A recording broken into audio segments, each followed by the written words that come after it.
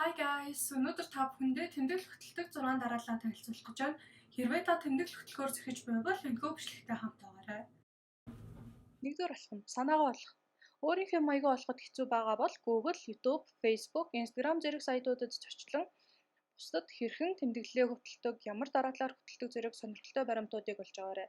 Ингэснээр та өөрийнхөө маягаа олж чадна. Google дээр та bullet journal гэж хайхад bullet journal-ын тухай маш олон мэдээллүүд гарч ирнэ.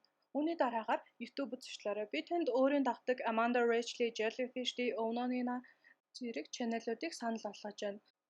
Facebook-ийн хайлтын хэсэгт та bullet journal гэж хайвал өөртөө хэрэгтэй мэдээллүүдийг олж авна. Facebook-д гэвэл Mongolian Book Universal, тэмдэглэлийн дэвтэр дурлагсад, bullet journal хөтлөгчид зэрэг маш олон пэйж, сайтууд мөн тэмдэглэлийн талаар танд мэдээллийг хүргэн эндээс та бас өөрийн загвараа олж болох юм аа.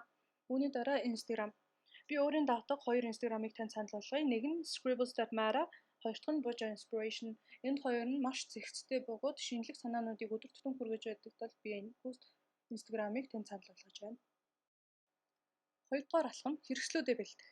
Хэрэгслүүдээ сонгохдоо өөрийн олчилсон санаандаа тулгуурлан ямар хэрэгслүүд сонгох жагсаалт гаргана. Жагсаалтынхаа дагуу цуглуулаарай. Хэрэв өөрөө зурх дуртай бол зургийн хэрэгсэл, чимэглэх дуртай бол ваши зэрэг зүйлийг сонгож болно. Гуравдугаар алхам юу бичих дараалал гаргах. Миний тэмдэглэл хийж байгаа зорилго юу вэ? Энэхүү асуултанд хариулан тэмдэглэлийн дараалал гаргаарай. Нойроо хянах бол sleep log, сэтгэл зүгээ хянах бол mood tracker гэх мэт. Зөвхөн хэрэгцээтэй зүйлээ л дараалтаа оруулаарай. Дөрөвдүгээр алхам харандаагаар суурь эскизээ гаргах. Шууд л үзэг эсвэл өнгөтөр хийгээд эхлэхэд алдаа гарах магадaltaй байдаг. Иймд зураг бичих каллиграфта эскиз гаргаарай. Эскизээ гаргахдаа харандаагаар зөөлөн дарах юм бол илүү цэвэрхэн болно. Эскиз чинь сэтгэл чинь нийцж байвал дараагийнхаа шат руу ороход бэлэн боллоо гэсэн үг.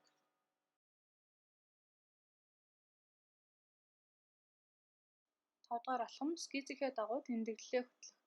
Скизийнхаа дагуу тэмдэглэлээ хөтлснөөр тэмдэглэл маань илүү цэвэрхэн сэтгэл минь байнга нийцдэг тул би дандаа харандаагаар скизээ гаргаад дараа нь өнгөтөр тэмдэглэгээ.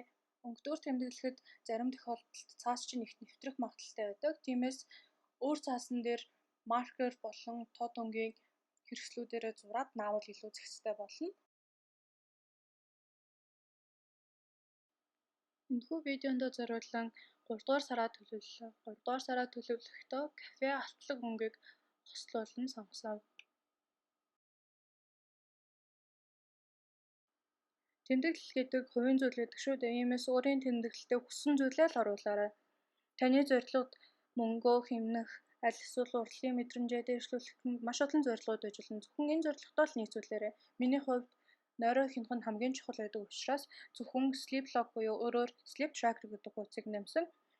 Та өөрийн зорилготой нийцүүлэн зарлага, орлого, хадгаламж эсвэл сэтгэл санааных буюу mood tracker мөн дууны, зургийн, зорилго бичих, кино, ном, шин санаа, өөртөө хэрэгжүүлэх чаленжууд гэх мэт маш олон хуудсуудыг нэмж болно. Мөн та англи хэлэндээ анхаарч байгаа бол тэмдэглэлээ англи хэлээр хөтлөөрэй. Бусад хэлээр ч бас хөтлөж болно. Тэмдэглэл таныг аж аргалтай болгох хийгээд амраах, дээрэс нь идэвхтэй байлгахад гол үүргээ гүйцэтгэх тул зөвхөн өөрийнхөө хүссэн зүйлсийг л хийгээрэй. Та сар бүр өөрийн тэмдэглэлээ зөвхөн нэг өнгө исаар хийх бол тэрүүгээр л хийж болно. Заавал өнгөөр хослуулан хийх шаардлагагүй гэсэн үг. Хэрвээ та улбар өнгө давамгаалan сонгосон бол улбар өнгийн хэрэгслүүд сонгох, улбар өнгийн дэмийг сайтуудаас хайх зэрэг зөвхөн өөртөө нийцсэн зүйлсийг л сонгоорой. Энэхүү бичлэгтэй минь хамт байсан баярлалаа. Дараагийн бичлэгээр дахин уулзъя. Баяр таа.